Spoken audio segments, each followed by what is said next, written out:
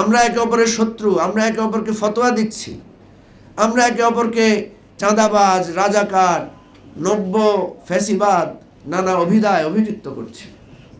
নিঃসন্দেহে আমাদের ত্রুটি আছে, নিঃসন্দেহে আমাদের দোষ আছে, নিঃসন্দেহে আমরা কেউই আমাদের রাজনৈতিক অঙ্গীকারে আমরা সঠিক পথ পরিচালিত হতে পারছি না, এটা সত্য।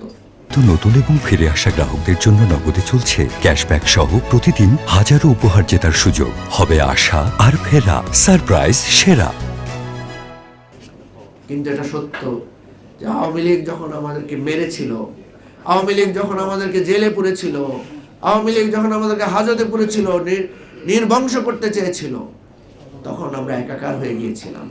তখন কে জিয়ার সৈনিক, কে বামপন্থী মার্ক্সবাদী, কে রাষ্ট্র সংস্কার, কে এবি পার্টি, সেই ভেদাভেদ আমাদের মধ্যে ছিল না। আমি গতকালও কয়েকটা জায়গায় বলেছি, আজকেও আবারও বলছি যে জুলাই আগস্টে আমাদের মধ্যে কোনো দল ছিল না। জুলাই আগস্টের স্লোগানগুলো শুনবেন, কি বলা হয়েছে? মেধা না কোটা, মেধার কথা বলা হয়েছে। ঢাকা না দিল্লি, ঢাকা ঢাকা স্লোগান তোলা হয়েছে। কই, সেখানে তো কোনো খালেদা জিয়া, সেখানে তো কোনো গোলাম আজম, সেখানে তো কোনো মার্ক্সবাদ লেনিনবাদের স্লোগান দেওয়া হয় নাই। আজকে কেন দেয়া হচ্ছে?